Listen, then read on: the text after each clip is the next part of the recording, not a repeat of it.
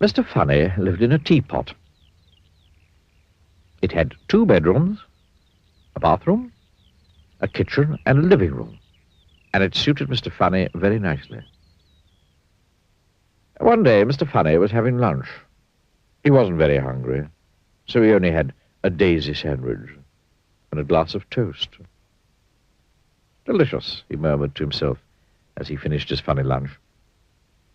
After lunch, Mr. Funny decided to go for a drive in his car. Mr. Funny's car was a shoe. Have you ever seen a car that looks like a shoe? It looks very funny. As he drove along, everybody who saw him laughed to see such a funny sight. He passed a worm at the side of the road. The worm thought Mr. Funny in his funny car was the funniest thing he'd ever seen.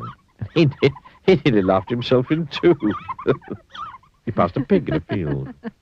The pig thought Mr. Funny in his funny car was the funniest thing she'd ever seen. She nearly laughed her tail off. Even the flowers he passed thought that Mr. Funny was the funniest thing that they'd ever seen. They nearly laughed themselves out of the ground. Eventually, Mr. Funny came to some crossroads. He didn't know which way to go, so he looked at the signpost. One of the signs said, "To the zoo." "Oh, that'd be fun," thought Mr. Funny to himself. So he drove his shoe towards the zoo. When he arrived at the gate of the zoo, he stopped. It was closed. "I'm sorry," said the zookeeper. "But we had to close the zoo because all the animals have a cold. They're all feeling very sorry for themselves." "Oh, dear," said Mr. Funny. And then he thought. "Perhaps I could help to cheer them up," he said. "Well," said the zookeeper, "worth a try, I suppose." And he opened the gate. Mr. Funny drove into the zoo in his shoes. First thing he saw was an elephant. It was true. The elephant was feeling very sorry for herself. Very sorry indeed. Mr. Funny stood and looked at the sad-looking elephant. And the sad-looking elephant stood and looked at Mr. Funny. Oh, dear. Then, do you know what Mr. Funny did? He pulled a funny face. Mr. Funny, as you can imagine, is very good at pulling funny faces.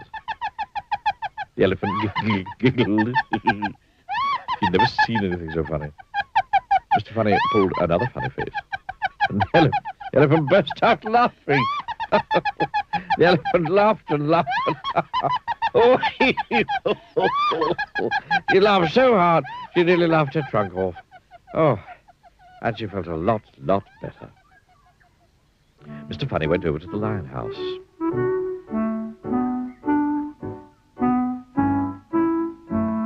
There was a lion, feeling extraordinarily sorry for himself. Mr. Funny stood and looked at the sad-looking lion. And the sad-looking lion stood and looked at Mr. Funny. Oh, dear. And then Mr. Funny pulled the funniest-looking face that's probably ever been pulled anywhere, ever. Now, you've heard a lion roar before, haven't you? Well, this lion roared, too, with laughter. He laughed so hard, he nearly laughed his whiskers to pieces. And then Mr. Funny went round to see all the other animals in the zoo. Oh, dear, what a miserable-looking lot. For all of them, Mr. Funny pulled funnier and funnier faces.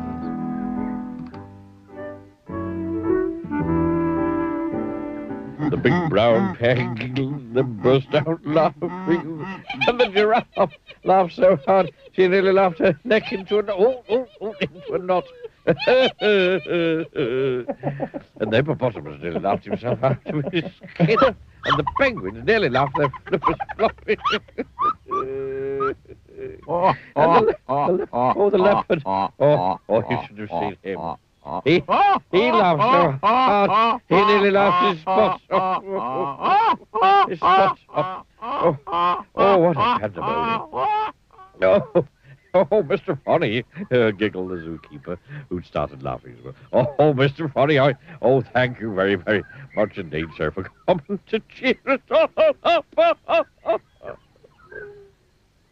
Oh, nothing really, replied Mr. Funny modestly, and drove off in his shoe.